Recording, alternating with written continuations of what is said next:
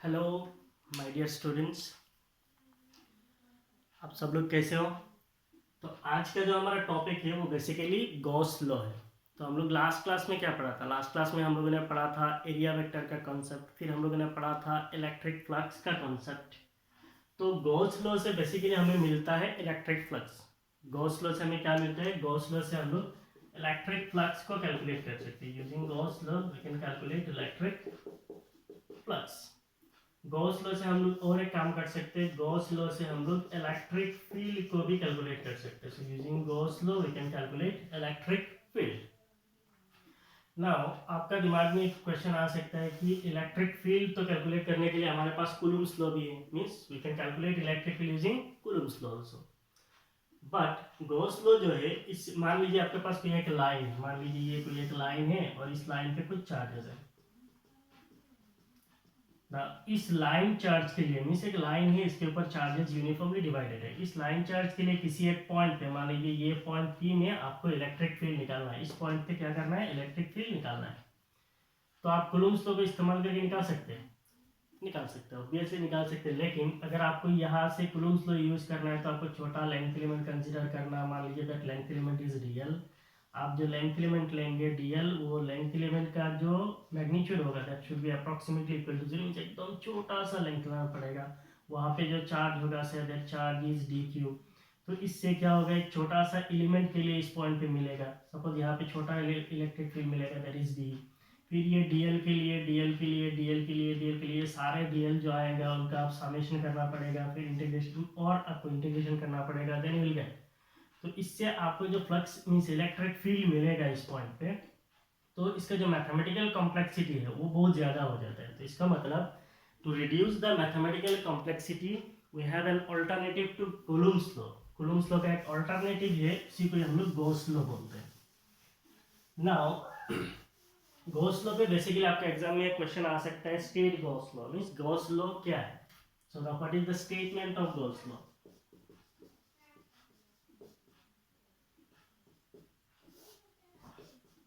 It states that it states that the total flux it states that the total flux through any closed surface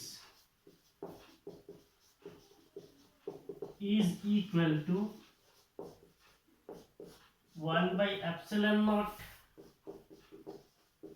times the magnitude of charge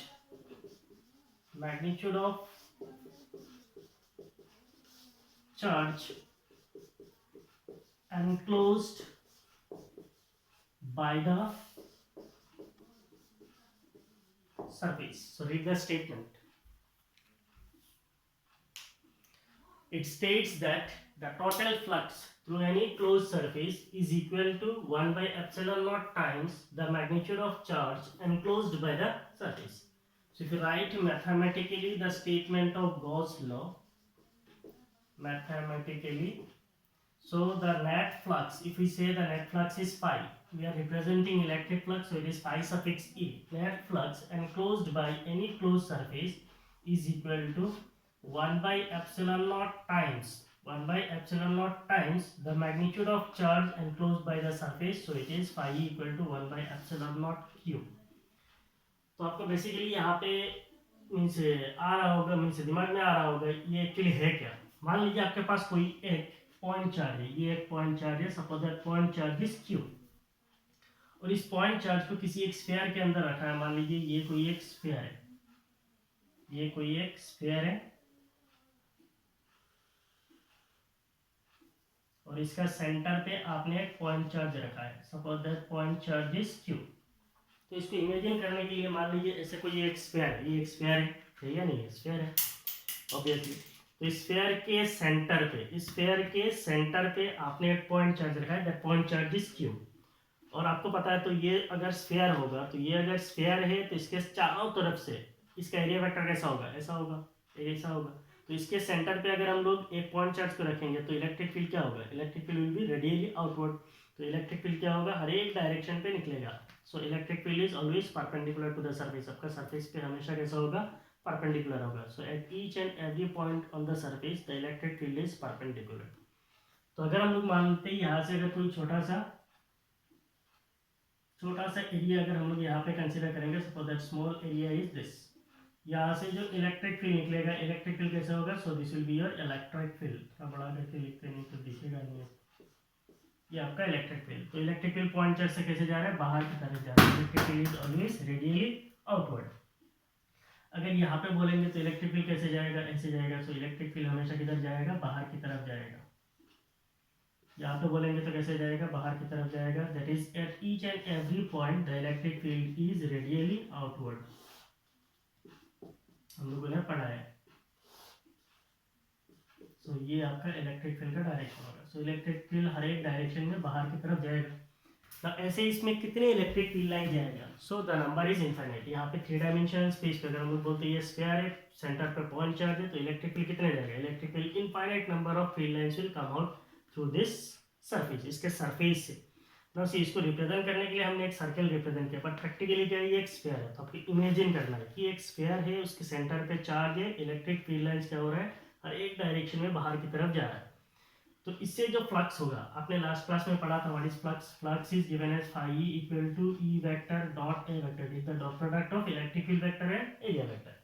तो आप यहाँ पे सीधा flux तो नहीं निकाल सकते, तो इसीलिए इसका जो मैथमेटिकल फॉर्मूला इट इज 1/ε0 है। इसको हम लोग आगे थोड़ा मैथमेटिकल प्रूफ देखेंगे, पहले इसका स्टेटमेंट का समझ लेते हैं। What is the statement, it states that, so Gauss law states that the total flux means इस सरफेस से, इस क्लोज सरफेस से जो टोटल फ्लक्स होगा, total flux is phi through any close surface. तो क्लोज सरफेस कौन सा है, ये मेरा क्लोज सरफेस है। Through any close surface is equal to 1/ε0 times the magnitude of charge enclosed. Magnitude of charge enclosed means इस surface के अंदर जो चार्ज होगा उसका जो मैग्नीट्यूड होगा, उसके साथ अगर हम 1/ε0 से मल्टीप्लाई करेंगे तो हमें क्या मिलेगा, इस क्लोज सरफेस का टोटल फ्लक्स मिलेगा। यही आपका गॉस लॉ है।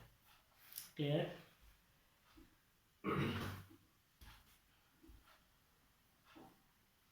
सो नेक्स्ट हम लोग जाएंगे प्रूफ की तरह। नाउ सी गॉस लॉ जो है ये एक यूनिवर्सल लॉ है, तो इसका बेसिकली कोई प्रूफ नहीं है। हम लोग उसको मैथमेटिकल ऐसे प्रूफ की तरह देख सकते हैं।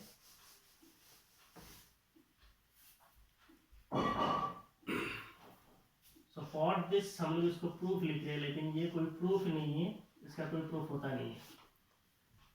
We are considering that we have a point charge. So पहले के जैसे ही मान लेता हूँ मैं, यहाँ पे कोई एक स्फीयर है और ये इसका सेंटर है। यहाँ पे हम लोगों ने कोई एक पॉइंट चार्ज रखा है, suppose that point charge is Q। तो ये पॉइंट चार्ज की वजह से इसके चारों तरफ हम लोगों ने एक सरफेस कंसीडर किया है। पॉइंट चार्ज कहाँ पे, सेंटर पे, इसके चारों तरफ एक सरफेस कंसीडर किया है। जो सरफेस है वो बेसिकली क्या है, एक स्फीयर है। और ये जो स्फीयर है, दिस स्फीयर इज एक्चुअली क्या है, क्लोज सरफेस है। ये क्या है, एक क्लोज सरफेस है। और हम लोगों ने लास्ट क्लास में देखा है, किसी भी क्लोज सरफेस के लिए जो एरिया वेक्टर होता है, एरिया वेक्टर कैसा होता है, परपेंडिकुलर टू द सरफेस आता है। तो अभी हम लोग देखेंगे इस पॉइंट चार्ज के लिए, अगर हम लोग यहाँ पे हम लोगों ने एक छोटा सा एरिया कंसीडर किया, ये एक छोटा सा एरिया है। तो इस एरिया को अगर हम लोग मान लीजिए ये जो हमारा पॉइंट चार्ज है, इसके सराउंडिंग में जो स्फीयर है, जो क्लोज सरफेस है, इस क्लोज सरफेस का total surface area, point charge close surface, इसका जो टोटल सरफेस एरिया है वो है S।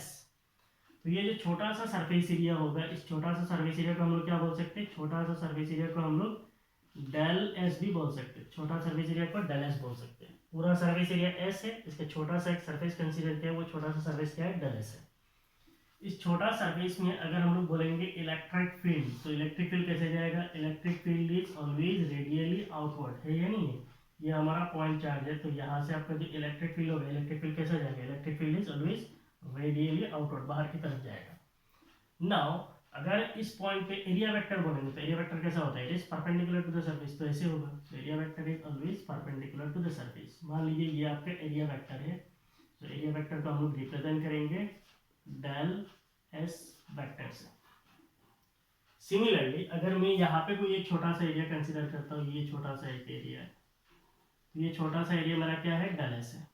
यहाँ पे जो इलेक्ट्रिक फील्ड होगा, इलेक्ट्रिक फील्ड कैसा होगा, electric field is always outward, तो बाहर की तरफ होगा। सो ये हो गया आपका इलेक्ट्रिक फील्ड का वेक्टर। यहाँ पे एरिया वेक्टर कैसा होगा, area vector is always perpendicular to the surface, तो एरिया वेक्टर क्या होगा, del s vector. Now imagine ये जो सरफेस है इसमें से छोटा सा एक सरफेस लिया है वो है डेल एस, तो ऐसे कितने सरफेस होगा, बहुत सारा होगा। तो हम लोग ने ऐसे दो कंसीडर किया जस्ट समझने के लिए, ऐसा बहुत सारा होगा।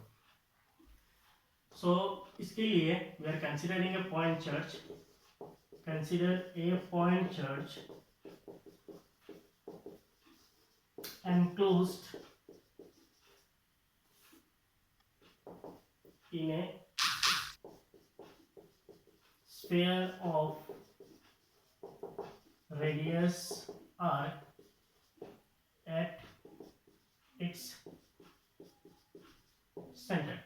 कंसीडर ए पॉइंट चार्ज, हम लोगों ने एक पॉइंट चार्ज कंसीडर किया है एनक्लोज्ड इन ए स्फीयर, इसको किसी एक स्फीयर के अंदर एनक्लोज किया है ऑफ रेडियस आर, स्फीयर का रेडियस आर है, at its centre. Point charge को हम लोगों ने कहाँ पे रखा है, सेंटर पे रखा है। So what will be the flux through an area element, flux through an area element is, means ये जो पूरा एरिया है, पूरा सर्विस एरिया है, पूरा सर्विस एरिया एस है, उसमें से छोटा सा जो एरिया लिया है उसको बोलते हैं डेल एस। ये जो डेल एस है, what is this del s, del s को हम लोग बोलते हैं एरिया एलिमेंट, ये एक एरिया एलिमेंट है। So the flux to the flux to an area element, एक छोटा सा एरिया एलिमेंट में फ्लक्स क्या होगा, लास्ट क्लास में हम लोगों ने फ्लक्स का फॉर्मूला पढ़ा था। What is flux, flux is given as the dot product of electric field vector and area vector, that is E vector dot A vector. Electric flux is given as E vector dot A vector. So flux to an area element, छोटा सा area element के लिए flux क्या होगा, flux will be del phi, so we can say del phi suffix E, it will be equal to electric field vector. So electric field vector is E vector dot area vector is del S vector. Now you see आपका जो electric field vector है और area vector है, ये दोनों क्या है, same direction पे। अगर सेम डायरेक्शन पे है तो थीटा कितना होगा, थीटा होगा 0 डिग्री, थीटा इज 0 डिग्री। तो इसका मतलब आपका मैग्नीट्यूड कितना मिल जाएगा, it is E del s cos 0। What is cos 0, cos 0 is 1, so you will get the magnitude as E del s. So you can write the small flux, that is del phi suffix es, आपको क्या मिलेगा, E means electric field. What is electric field at any point? Electric field at any point due to a point charge। अगर आपके पास कोई एक point charge है Q, तो इसके सराउंडिंग में अगर कोई पॉइंट है, suppose that point is P, इसका अगर डिस्टेंस मान लीजिए R है, तो यहाँ पे हम लोग एज्यूम कर रहे हैं कि ये जो स्फीयर है इसका रेडियस R है, तो इस पॉइंट पे आपको इलेक्ट्रिक फील्ड कितना मिलेगा, इस पॉइंट पे आपको इलेक्ट्रिक फील्ड मिलेगा 1/4 पाई epsilon not charge divided by square of distance, that is 1/4 pi epsilon not Q by R square. इसका मतलब ये जो इलेक्ट्रिक फील्ड होगा इसका मैग्नीट्यूड कितना होगा, 1 divided by 4 pi epsilon not, 1/4 pi epsilon not charge Q divided bye square of distance, that is R square, into क्या आपको मिलेगा, इनटू डेल एस। तो ये जो आपको फ्लक्स मिला है डेल फाई मींस छोटा सा फ्लक्स, किसके लिए मिला है, ये छोटा सा एलिमेंट का है। ऐसे इस एलिमेंट को हम क्या कर सकते हैं, यहाँ पे रिपीट कर सकते हैं, तो यहाँ पे आपको ये एलिमेंट बहुत सारा मिलेगा, कितना मिलेगा, बहुत सारा मिलेगा। तो इसको अगर हम लोग ऐसे रिपीट करेंगे तो क्या होगा, हमें पूरा सरफेस का फ्लक्स निकल जाएगा।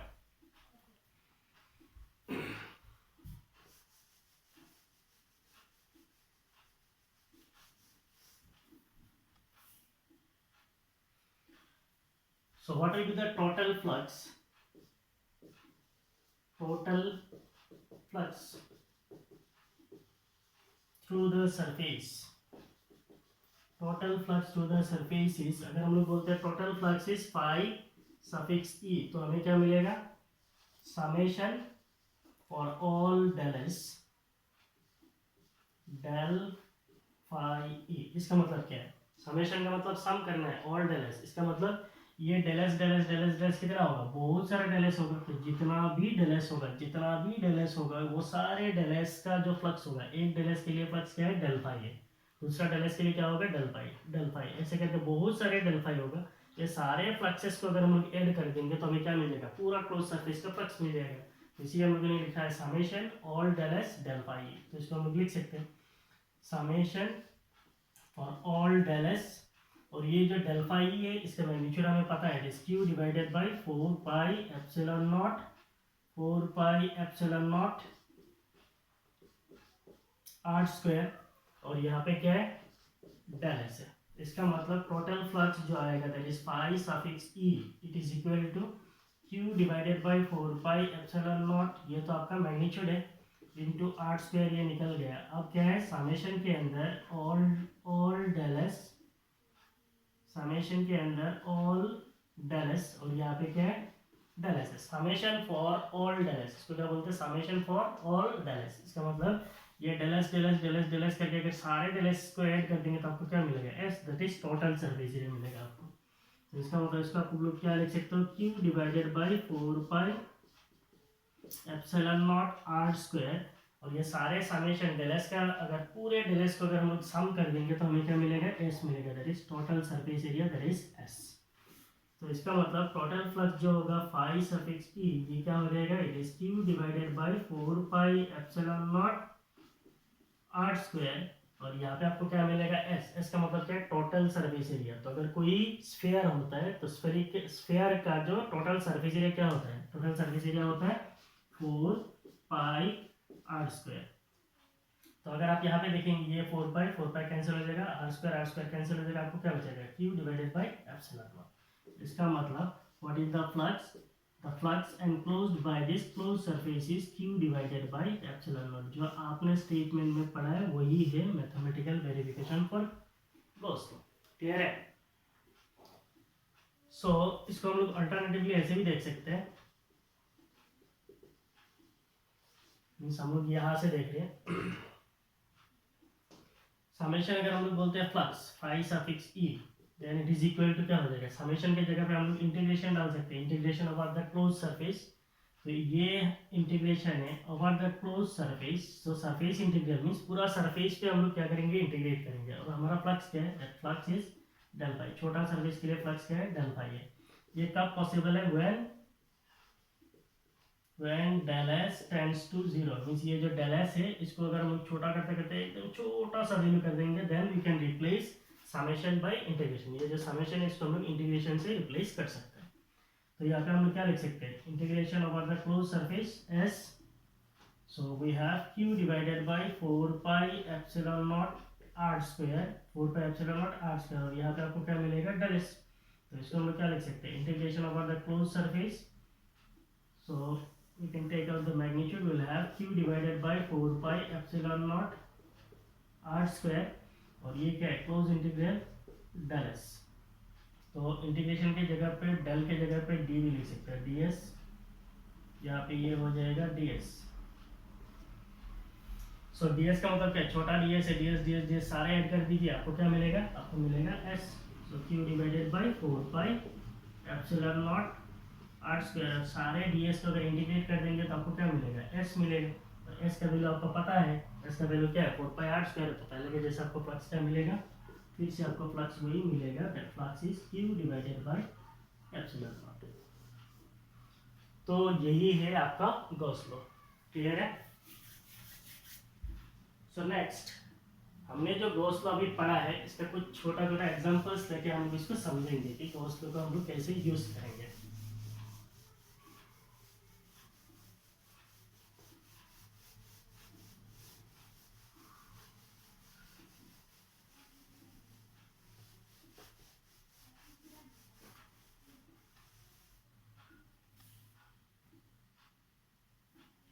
अभी हमने देखा है कि अगर हमारे पास कोई एक स्फीयर है, मान लो ये कोई एक स्फीयर है, इसके सेंटर पे अगर हम लोग कोई एक पॉइंट चार्ज रखते हैं, that is point charge is q। So what is the flux through this sphere, इसके चारों तरफ फील्ड है, इस फील्ड लाइंस निकलेगा, इज इट, हमें पता है इसका हर एक डायरेक्शन में इलेक्ट्रिक फील्ड लाइंस निकलेगा। So the electric field lines will come out in all direction, और इससे जो फ्लक्स बनेगा, अभी हम लोगों ने इसको मैथमेटिकली वेरीफाई किया है, that flux is given as q divided by epsilon naught, is it. The total flux enclosed q phi equal to क्या है, q divided by epsilon naught है, that is total flux passing out through any closed surface। ये जो closed surface है इसके बाहर से जो flux निकलेगा, what will be that flux, it is q by epsilon naught। मान लीजिए अगर हम लोग कोई एक सिलेंड्रिकल ऑब्जेक्ट लेते हैं, ये आपका कोई सिलेंड्रिकल क्लोज सरफेस है, ये क्या है, स्फेरिकल क्लोज सरफेस है, ये क्या है, सिलिंड्रिकल क्लोज सरफेस है। इसके सेंटर पे अगर हम लोग कोई एक चार्ज को रखेंगे, the charge is Q, so what will be the flux, इसका फ्लक्स बदल जाएगा क्या। मान लीजिए ये चार्ज को यहाँ पे रखते हैं तो इससे जितना फील्ड लाइंस निकलेगा, इसको यहाँ पे रखेंगे तो इससे भी तो उतना ही फील्ड लाइंस निकलेगा। तो इसका फील्ड लाइंस चेंज नहीं होता है, इसका मतलब इसका जो फ्लक्स होगा that flux will be equal to q divided by epsilon naught. इसका कंक्लूजन हम लोग देखेंगे। मान लीजिए हमारे पास कोई एक कोन है, ये कोई एक कोन है, इसके सेंटर पे अगर मैं कोई एक पॉइंट चार्ज रखता हूँ दैट इज क्यू, सो इससे जो फ्लक्स बनेगा what will be the flux, that flux will B phi, it will be equal to q divided by epsilon naught। इसका मतलब मैं चार्ज को किसी स्फेरिकल गॉसियन सरफेस के अंदर रखूँ तो फ्लक्स मिलता है q by epsilon naught, cylindrical Gaussian surface के अंदर रखता हूँ तो भी मुझे मिलता है q by epsilon naught। अगर मैं कोनिकल गॉसियन सरफेस, अब बोलेंगे ये गॉसियन सरफेस क्या है, गॉसियन सरफेस कुछ नहीं है, ये जो आपका क्लोज सरफेस है, ये क्या है, ये क्लोज सरफेस है। सो जिस क्लोज सरफेस को हम लोग फ्लक्स निकालने के लिए इस्तेमाल करते हैं उसी को ही कहा जाता है Gaussian surface. All close surfaces that are used to calculate the flux are called Gaussian surface. Clear. तो ये मेरा पॉइंट चार्ज है, मैंने एक स्फेरिकल सरफेस के अंदर रखा है। जो मेरा स्फेरिकल सरफेस है, क्लोज सरफेस है, उसी को गॉसियन सरफेस बोलते हैं। तो इससे जो फ्लक्स होता है q by epsilon naught होता है। वही पॉइंट चार्ज को अगर मैं किसी सिलिंड्रिकल क्लोज सरफेस के अंदर रखता हूँ तो मुझे फ्लक्स क्या मिलता है, q by epsilon naught। इसको अगर मैं कॉनिकल मींस कोई अगर क्लोज सरफेस के अंदर रखता हूँ तो भी मुझे फ्लक्स मिलेगा q by epsilon naught। मान लीजिए अगर मैं किसी क्यूब के अंदर रखता हूँ, मान लो ये कोई एक क्यूब है, इस क्यूब के सेंटर पे अगर मैं उसी पॉइंट चार्ज को रखता हूँ, that point charge is cube, तो पॉइंट चार्ज को अगर मैं क्यूब के सेंटर पे रखूंगा तो भी फ्लक्स कितना होगा, flux will B that flux will be q divided by epsilon naught। Clear है। तो इससे आपको कुछ नोट्स बोल के भी लिख सकते हैं या फिर पॉइंट्स भी लिख सकते हैं। तो सबसे पहला पॉइंट क्या है, Gauss law is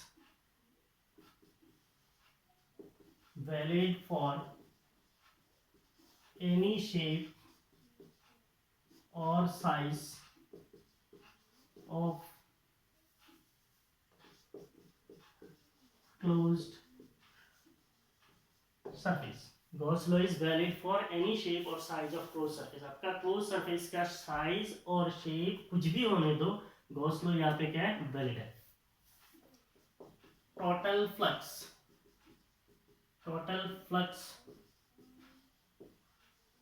through close surface is not affected by the shape of surface।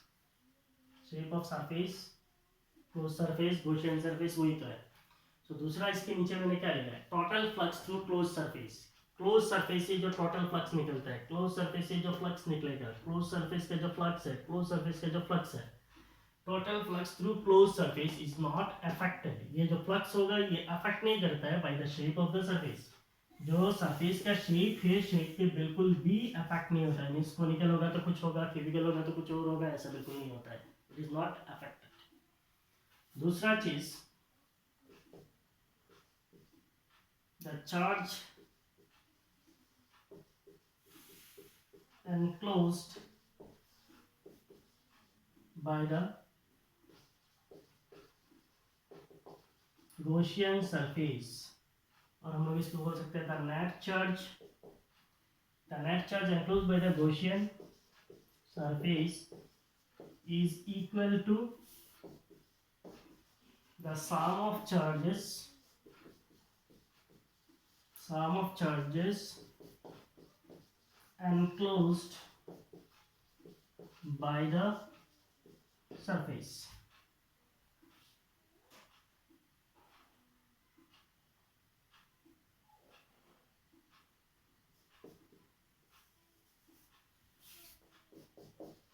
The charges can be anywhere inside the surface. तो हम लोगों ने क्या लिखा था, net charge enclosed by the Gaussian surface is equal to the sum of charges enclosed by the surface. It is equal to the sum of charges enclosed by the surface. The charges can be anywhere inside the surface. मान लीजिए आपके पास कोई एक close surface, ये कोई एक close surface है, किसी भी शेप का हो सकता है। तो यहाँ पे मेरे पास एक पॉइंट चार्ज है, that point charge is Q1। यहाँ पे एक पॉइंट चार्ज है, that point charge is Q2 मान लीजिए Q2। यहाँ पे कोई एक पॉइंट चार्ज है, that point charge is Q3। तो अगर मैं बोलता हूँ ये जो मेरा क्लोज सरफेस है, ये क्लोज सरफेस है, इस क्लोज सरफेस का अगर मैं फ्लक्स बोलूंगा, then what will be the flux, that flux will be equal to, हम लोग जानते हैं it is the charge enclosed, charge enclosed, Q enclosed divided by epsilon naught. What is Gauss law? It is 1 by epsilon naught times the magnitude of charge enclosed by the surface. तो इसका definition के अंदर ही लिखा हुआ है कि the charge enclosed, charge enclosed का मतलब क्या है, इस सरफेस के अंदर क्या क्या चार्जेस है।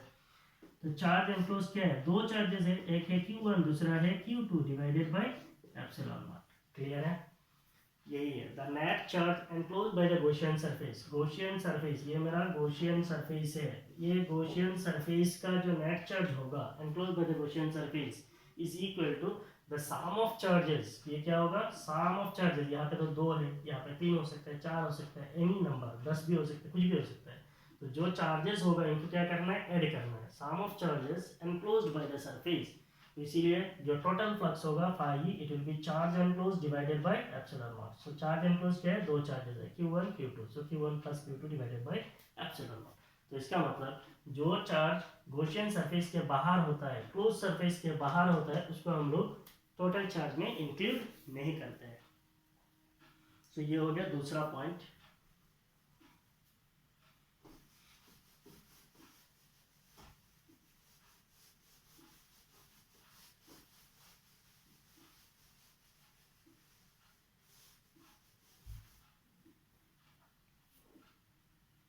चलो और एक पॉइंट डिस्कस करते हैं। मान लीजिए आपके पास कोई एक क्लोज सरफेस है, यानी क्लोज सरफेस, यहाँ पे एक पॉइंट चार्ज है, that point charge is Q1। यहाँ पे एक पॉइंट चार्ज है, ये है पॉइंट चार्ज Q2। यहाँ पे एक पॉइंट चार्ज है, ये पॉइंट चार्ज है Q3। नाउ इससे अगर हम लोग गॉस लॉ यूज करेंगे, then what is the Gauss law, according to Gauss law total flux that is phi will be equal to 1 by epsilon naught times the charge enclosed, so charge enclosed divided by epsilon naught। charge enclosed क्या है, charge enclosed is Q1 plus Q2 divided by epsilon naught। Clear है, तो यही पे हम लोगों ने पढ़ा है, जो टोटल चार्ज होगा, the charge enclosed is the sum of charges enclosed by the surface। तो ये हो गया फ्लक्स। नाउ हम लोग फ्लक्स का एक मैथमेटिकल फॉर्मूला भी जानते हैं, what will be the mathematical formula for flux, it is the close integral. अगर हम लोग इस पूरा सरफेस का फ्लक्स निकालेंगे, दैट इज क्लोज इंटीग्रल, तो हमें क्या मिलेगा, E vector dot D A vector, E vector dot D A vector. इसका मतलब क्या है, ये छोटा सा यहाँ पे मान लो कोई एक एरिया है, ये छोटा एरिया क्या है, डी ए है, तो D A D A D A करके ऐसे रिपीट होगा, तो पूरा सरफेस का हमें एरिया मिलेगा। तो यहाँ पे हम लोग ने छोटा सा एरिया कंसिडर किया है, दैट इज डी ए। यहाँ पे जो हम लोगों ने इलेक्ट्रिक फील्ड कंसीडर किया, ये जो इलेक्ट्रिक फील्ड है, this electric field it is the resultant electric field, it is the resultant electric field due to configuration of charge, configuration of charge। और अगर हम इस फिगर में देखेंगे तो हमारा कॉन्फ़िगरेशन में क्या है, that is due to Q1 Q2 and Q3। कहानी समझ में आया कि नहीं? हम लोग जब गॉस लॉ को यूज करते हैं, तो गॉस लॉ यूज करने के लिए जो फ्लक्स निकालते हैं, what is that flux, it is charge enclosed divided by epsilon not. Charge enclosed का मतलब क्या है, गॉसियन सरफेस के अंदर जो चार्ज है, दैट इज Q1 Q2 है, इनका सम डिवाइडेड बाय एप्सिलॉन नॉट है ना। इसका मैथमेटिकली अगर हम लोग फ्लक्स निकालते हैं तो ये क्या होगा, क्लोज इंटीग्रल। क्लोज इंटीग्रल का मतलब क्या है, हम लोगों ने पहले भी देखा है, डी ए ऐसा करके बहुत सारा डी होगा। मान लीजिए यहाँ पे किसी एक पॉइंट पे जो इलेक्ट्रिक फील्ड होगा, वो इलेक्ट्रिक फील्ड है ई वेक्टर। ये जो इलेक्ट्रिक फील्ड है दैट इज ई वेक्टर है, ये इलेक्ट्रिक फील्ड इन दोनों चार्जेस की वजह से अकेला नहीं है। ये जो इलेक्ट्रिक फील्ड है ये Q1 Q2 Q3 ये तीनों का मिला हुआ इलेक्ट्रिक फील्ड है, इसीलिए इसको हम लोग नेट बोल सकते हैं या फिर रिजल्टेंट है।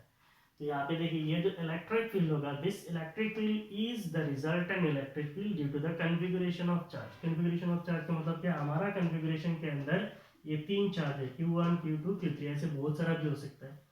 तो चाहे वो गॉसियन सरफेस के अंदर हो या फिर बाहर हो, मींस इलेक्ट्रिक फील्ड निकालने के लिए हम लोग क्या करते हैं, अंदर का चार्ज बाहर का चार्ज दोनों चार्जेस को कंसीडर करते हैं। लेकिन नेट चार्ज जब निकालते थे, चार्ज एनक्लोज जब निकालते तो खाली गॉसियन सरफेस के अंदर वाला ही कंसीडर किया जाता है। तो चार्ज एनक्लोज के टाइम पे अंदर वाला ही कंसीडर किया जाता है, इलेक्ट्रिक फील्ड के टाइम पे अंदर वाला बाहर वाला दोनों चार्जेस कंसीडर किया जाता है। तो ये हो गया आपका third point.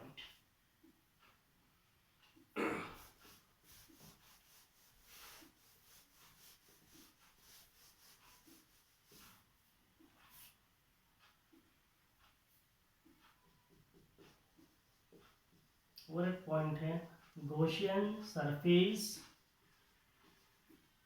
Do not pass through any discrete charges. Gaussian surface do not pass through any discrete charges, means आपके पास कोई एक डिस्क्रीट चार्ज है, डिस्क्रीट चार्ज का मतलब क्या, मान लो यहाँ पे कोई एक पॉजिटिव चार्ज है, तो आप जब गॉसियन सरफेस को ड्रॉ करेंगे, मान लो ये कोई गॉसियन सरफेस है, तो ये गॉसियन सरफेस दैट इज हमारा जो क्लोज सरफेस है, ये चार्ज के अंदर से पास नहीं हो सकता है। अगर ये पास होगा तो ये गॉसियन सरफेस नहीं है। So Gaussian surface do not pass through any discrete charges, किसी डिस्क्रीट चार्ज के अंदर, किसी पॉइंट चार्ज के अंदर से गॉसियन सरफेस कभी भी पास नहीं हो सकता है। दूसरा, गॉसियन सरफेस कैन बी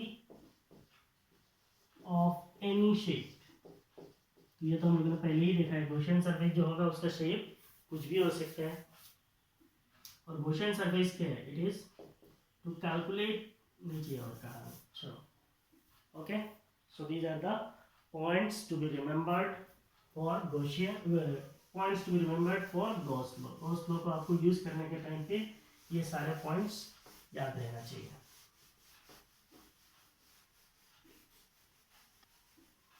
चलो अभी कुछ छोटा छोटा एग्जांपल्स लेते हैं गॉस लॉ को समझने के लिए।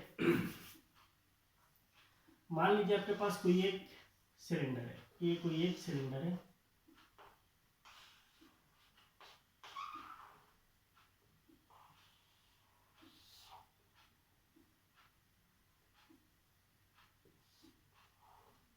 इस सिलेंडर का लेंथ जो है, the length of this cylinder is L.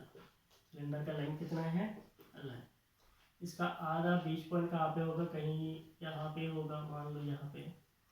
तो इसका हाफ लेंथ पे दैट इज L/2 लेंथ पे अगर आप किसी एक पॉइंट चार्ज को रखते हैं, suppose that point charge is Q, ठीक है। तो अगर कोई बोलता है इसका नीचे से what will be the flux through it's lower half, नीचे का जो आधा हिस्सा है वहां से कितना फ्लक्स होगा, what will be the flux. Total flux तो हमें पता है, मींस यहाँ से जो इलेक्ट्रिक फील्ड निकलेगा, कैसे निकलेगा, ऐसे ऐसे ऐसे एक डायरेक्शन में, 3 डायमेंशनल स्पेस से निकलेगा। तो इसका नीचे का आधा हिस्सा में, इस सिलेंडर का नीचे का आधा हिस्सा में फ्लक्स कितना होगा। मान लीजिए मैं नीचे को 1 दे देता हूँ, ऊपर को 2 बोल देता हूँ, तो नीचे से उसका नीचे का, ये 1 नहीं है, ये नीचे का पूरा 1 है, नीचे है, और ये 2 है, ऊपर का आधा। तो नीचे का आधा जो है, यहाँ से जो फ्लक्स निकलेगा कितना मिलेगा, it is charge enclosed by the surface is Q divided by epsilon naught. So ये क्या होगा, Q divided by twice epsilon naught. So total क्या है, Q बाय एप्सिलॉन नॉट। इसका आधा ऊपर जाएगा, आधा क्या होगा, नीचे जाएगा। सो बाई सिमेट्री, आधा ऊपर जाएगा, आधा नीचे जाएगा। सो फ्लक्स कितना हो जाएगा, Q बाय 2 एप्सिलॉन नॉट। एक सिलेंडर का एग्जांपल लिया है। दूसरा, चलो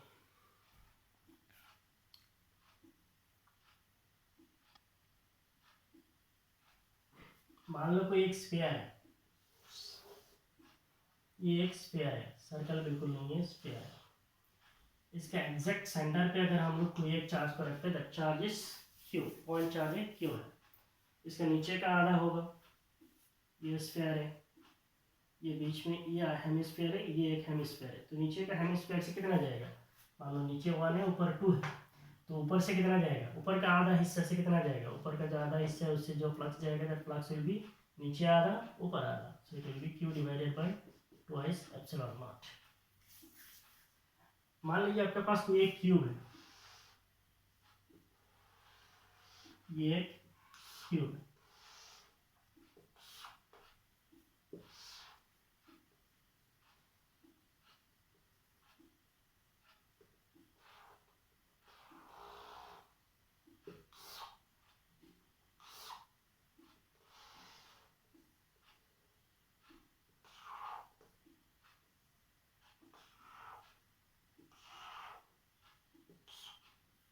ये क्या है, एक क्यूब है।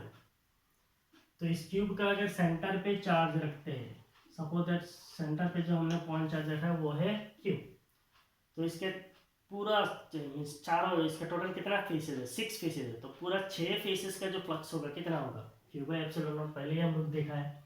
अगर मैं बोलता हूँ ये जो एक साइड है, इस साइड से फ्लक्स कितना होगा, what will be the flux through this face, what will be the flux through this face, मान लो ये फेस ए है, तो इस फेस पे फ्लक्स कितना होगा, इमेजिन यहाँ पे पॉइंट चार्ज है, कोई एक क्यूब है, तो क्यूब का टोटल साइड कितना होता है, इधर एक, इधर इधर, सो 1 2 3 4 5 6, टोटल कितना फेजेज है, 6 फेजेज है। चार्ज बीच में रखा हुआ है, तो ये चार्ज अगर बीच में होगा, ऊपर से भी निकलेगा, उधर से भी जाएगा, नीचे से भी जाएगा, इधर से भी आएगा, इधर से भी जाएगा, उधर से भी जाएगा, टोटल कितने साइड से जाएगा, 6 साइड से जाएगा। इसका मतलब ये जो फ्लक्स होगा वो क्या होगा, 6 साइड्स में डिवाइड हो जाएगा, तो इस फेस में कितना निकलेगा, so the flux through phase A will be equal to q divided by 6 epsilon not. कहानी समझ में आया, 1/6 होगा, इसमें क्या है हाफ होगा, इसमें क्या होगा हाफ होगा, नीचे में आधा ऊपर में आधा, नीचे में आधा ऊपर में आधा, इसमें टोटल 6 फेसेस है, 1 2 3 4 5 6, तो इसका मतलब एक फेस से कितना निकलेगा, 1, एक फेस से निकलेगा 1/6 q बाई एप्सिलॉन नॉट। तो ये एक एग्जांपल है। अब मान लीजिए थोड़ा कॉम्प्लिकेटेड है,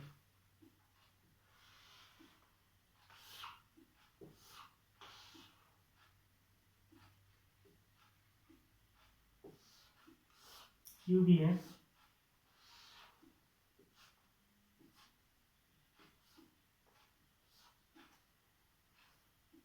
मैं एक काम करता हूँ, चार्ज को यहाँ पे रख देता हूँ, ठीक है। The question is the flux is kept at one of its corner, किसी एक कॉर्नर पे रखा हुआ है, what is the flux through q, what is the flux through q, ये आपका क्वेश्चन है, इस क्यूब से फ्लक्स कितना होगा। तो बोलेंगे सर हम लोगों ने गॉस लॉ में पढ़ा है, charge should be enclosed, means charge should be inside the Gaussian surface.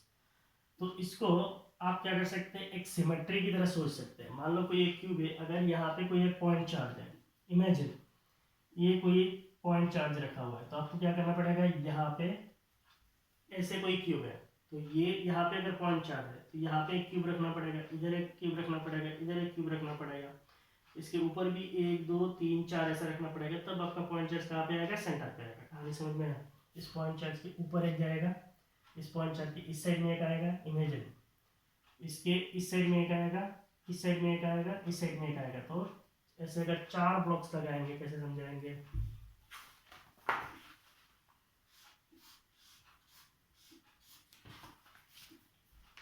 मान लो ऐसे है, तो पॉइंट चार्ज यहाँ पे रखा हुआ है, इस क्यूब के पास में, इसको आपको क्या करना पड़ेगा, यहाँ पे क्यूब लगाना पड़ेगा, यहाँ पे क्यूब लगाना पड़ेगा, यहाँ पे क्यूब लगाना पड़ेगा, तो अभी यहाँ पे, लेकिन अभी भी ये ऊपर है, इसका मतलब इसको ढकने के लिए इसके ऊपर और एक क्यूब, 2 3 4, टोटल कितना क्यूब रखना पड़ेगा, 8 क्यूब रखना पड़ेगा, तो ही जाके 8 क्यूब रखने से ही क्या होगा, ये सेंटर पे आएगा, ठीक है। अब ये जब सेंटर पे आ जाएगा तो इसके आसपास में टोटल और कितना है, टोटल और 7 क्यूब्स है, तो इसका जो फ्लक्स होगा ये टोटल 8 क्यूब से निकल के जाएगा, तो इस क्यूब से कितना जाएगा, इस क्यूब से कितना जाएगा,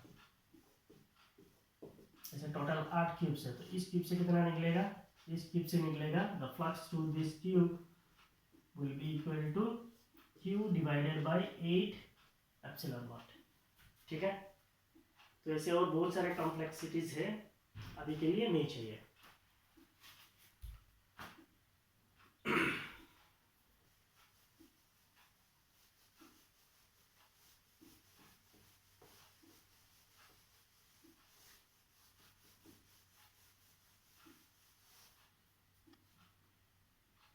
चलो एक छोटा सा एग्जांपल लीजिए।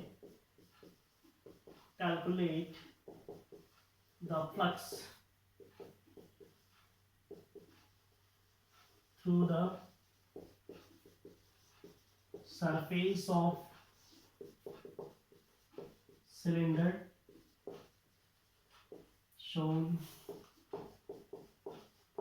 below. Calculate the flux through the surface of cylinder shown below. मान लीजिए आपके पास कोई एक सिलेंडर है,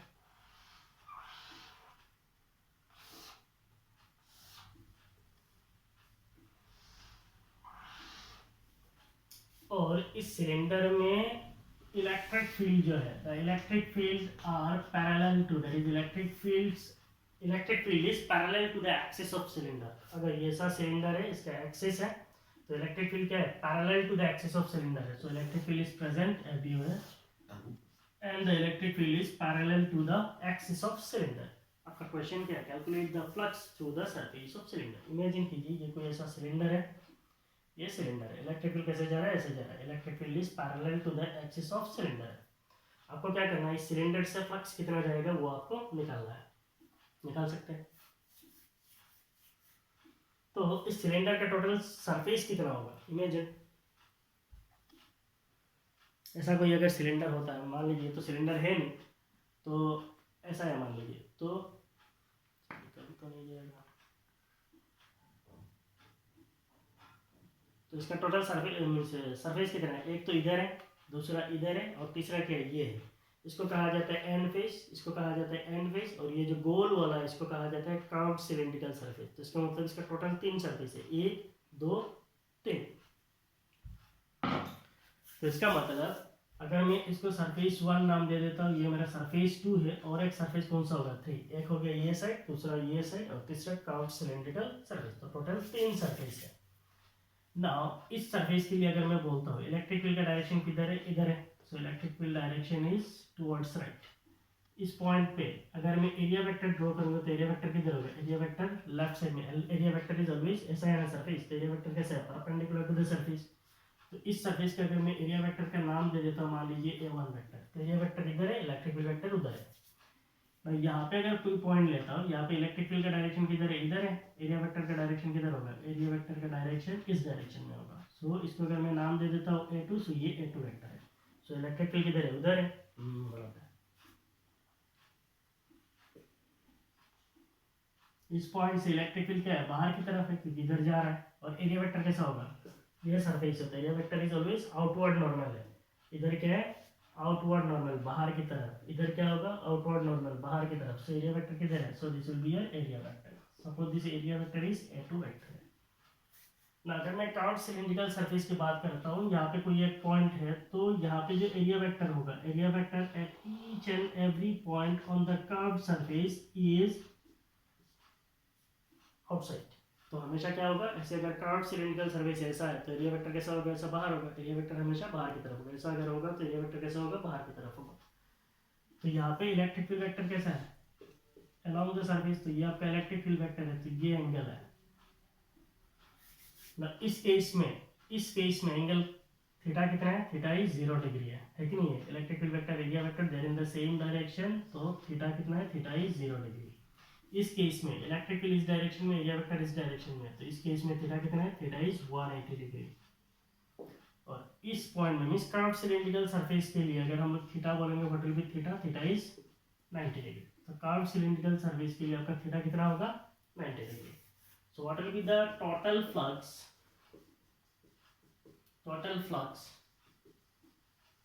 through cylinder, total flux through cylinder अगर हम लोगों को निकालना है, then what will be the total flux? Suppose that total flux is 5. The total flux will be equal to the sum of fluxes, that is 5(1), 5(2) plus 5(3). जिसका total 3 surface है, surface 1, surface 2, surface 3। तीनों surfaces का flux को add कर दो, you get the net flux. तो surface 1 के लिए अगर मैं बोलूँगा कौन सा ये है, तो इसका फ्लक्स क्या होगा, it is E vector dot A1 vector. Surface 2 के लिए अगर मैं बोलूँगा तो ये क्या होगा, E vector dot A2 vector. और सरफेस 3 के लिए अगर मैं बोलूँगा तो ये क्या होगा, E vector dot A3 vector. तो सरफेस 1 के लिए अगर मैं बोलूँगा तो इलेक्ट्रिक फील्ड क्या होगा, it is E A1 cos कितना है, कॉस 180 डिग्री है। सरफेस 2 के लिए अगर मैं बोलूँगा तो ये क्या होगा, ई A2 कॉस 0 डिग्री। और सरफेस 3 के लिए अगर मैं बोलूँगा तो ये क्या होगा, ई A3 कॉस 90। कॉस 180 आपको पता है, what is cos 180, it is -1, so it will B minus E A1। और cos 0 डिग्री कितना है, cos 0 degree is 1, so it is plus E A2। और cos 90 कितना है, cos 90 0, तो इसका मतलब ये पूरा टर्म 0 हो जाएगा। cos 90 0, cos 0 is 1, cos 180 is -1। Now हम लोग जानते हैं A1 is equal to A2 है या नहीं है। इधर का जो ये जो सरफेस होगा, दैट इज ये जो सरफेस है और उधर का जो सरफेस है, तो वो दोनों सरफेस क्या है, एंड फेस है, दोनों का सरफेस एरिया इक्वल है। तो सरफेस एरिया अगर इक्वल है तो A1 का हम लोग A2 लिख सकते हैं। इससे हम लोग क्या लिख सकते हैं, EA plus EA। So what is the net flux, we can say that the net flux through this cylinder is 0 when the electric field is parallel to the axis of cylinder, the flux through the cylinder is 0. Clear?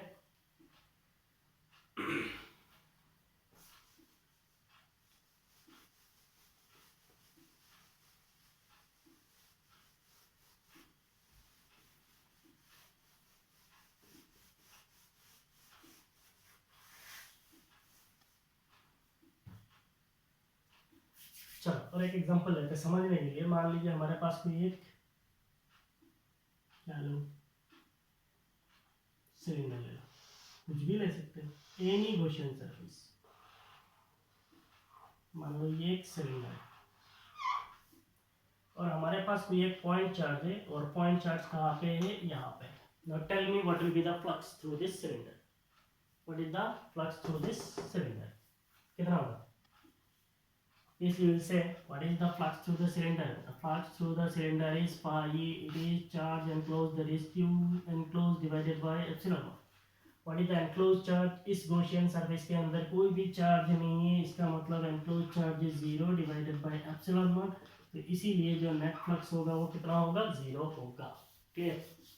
तो इसको समझने के लिए मान लीजिए ये point charge है, इससे इलेक्ट्रिक फील्ड ऐसे निकल रहा है। कितना इलेक्ट्रिक फील्ड लाइन निकलेगा, ऐसे बहुत सारा इलेक्ट्रिक फील्ड लाइन निकलेगा, ऐसे बहुत सारा निकलेगा।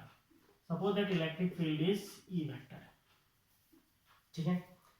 तो इसको इमेजिन करने के लिए मान लो यहाँ पे कोई एक छोटा सा सरफेस है, ये जितना सरफेस एरिया है उतना ही सरफेस एरिया आप यहाँ पे ले लो। अब इस पॉइंट पे इलेक्ट्रिक फील्ड का डायरेक्शन किधर है, इलेक्ट्रिक फील्ड का डायरेक्शन बाहर की तरफ है, और एरिया वेक्टर मान लो एरिया छोटा एरिया है, दैट एरिया इज मान लो DA है। तो DA इलेक्ट्रिक फील्ड वेक्टर और एरिया वेक्टर क्या है, दिस दोनों जो है सेम डायरेक्शन पे। अब इस पॉइंट पे अगर इलेक्ट्रिक फील्ड बोलेंगे तो कौन सा डायरेक्शन में, इलेक्ट्रिक फील्ड इस डायरेक्शन में, और एरिया वेक्टर कौन सा डायरेक्शन में, इस डायरेक्शन में। इसका मतलब DA वेक्टर जो है लेफ्ट साइड में। थोड़ा पहले ही हम लोगों ने देखा है, ये जो इलेक्ट्रिक फील्ड होगा और ये जो इलेक्ट्रिक फील्ड है, यहाँ पे थीटा 180 है और यहाँ पे थीटा कितना है, 0 है। इसका मतलब इस फील्ड लाइन के लिए, इस एक फील्ड लाइन के लिए आपका जो ऐसे ही समझा रहा हूँ, ये मैथमेटिकल नहीं है, जस्ट समझने के लिए। यहाँ पे जो फील्ड का मैग्नीट्यूड है, यहाँ पे जो फ्लक्स है, what is flux, it is EDA, और यहाँ पे जो फ्लक्स है वो क्या है, माइनस EDA। ये फ्लक्स को कैंसिल करेगा। इसका मतलब यहाँ पे जो इस लाइन के लिए नेट फ्लक्स होगा कितना होगा, 0 होगा। तो ऐसे ही बाई सिमेट्री जितने भी फील्ड लाइन जाएगा उनके लिए जो नेट फ्लक्स होगा इस सरफेस के लिए वो कितना हो जाएगा, 0 हो जाएगा। क्लियर है। तो इसका मतलब गॉस लॉ यूज करने के लिए आपका चार्ज जो है गॉसियन सरफेस के अंदर एनक्लोज्ड होना चाहिए। So this is all about the basics of Gauss law. इसके आगे कुछ एप्लीकेशन है वो भी हम लोग पढ़ेंगे। Okay, so if you like my video, at least like. Thank you.